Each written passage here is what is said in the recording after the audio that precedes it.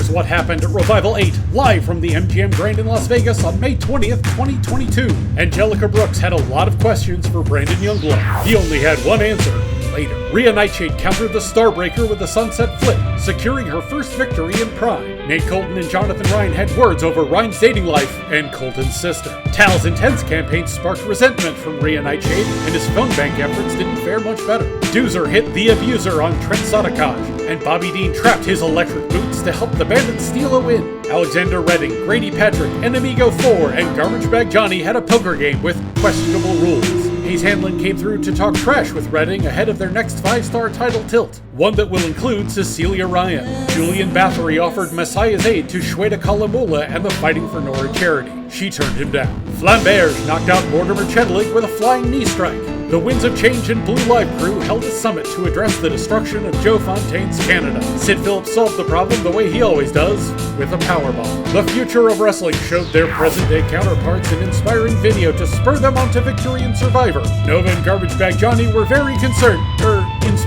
The remaining teams fought and scavenged their way through a floor full of marbles, a fountain full of crabs, and a car full of pudding. The Blue Live crew crossed the line first to win, while the Saturday Night Specials crossed last, and Nate Colton took a head injury that left Colton and Philmix unable to finish at all. Simon Tillier interviewed Resin about his status as challenger for the 5-star title at Great American Nightmare, which came as news to the Goat Bastard. He celebrated by designing a new t-shirt, using a can of spray paint, and Simon Tillier. The Egg Bandits plotted their main event strategy. Bobby proposed a new addition to the Bandits, which Giles didn't feel great about.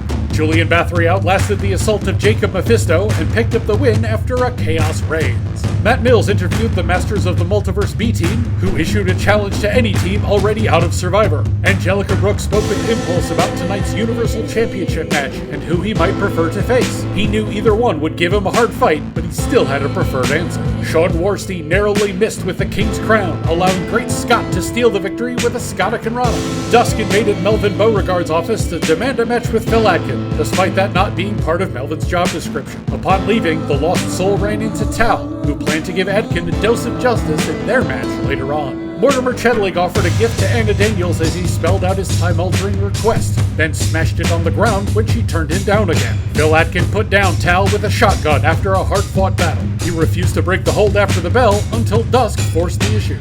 No. Anna Daniels presented the new Anna Daniels shirt, available now in the Prime Podium and online. A video package detailed the bitter feud between Youngblood and Giles, their respective paths through the Omasu, their battle at Culture Shock, and the cutthroat tactics leading up to tonight's title match. In the main event, with the #1 contender looking on from the announce desk, Youngblood and Giles clashed in another epic battle. Each man suffered untold damage, but the end came when Giles went for the Coolympian Yolt. His traditional yellow mist came out orange, and Cancer followed by coughing up blood. The referee called for the bell, and Brandon Youngblood retained the Universal title. Giles attacked after the match, but Impulse made the save, and kicked off the upcoming confrontation between himself and the champion. That's all the action from ReVival 8, brought to you by Prime, #1 by definition.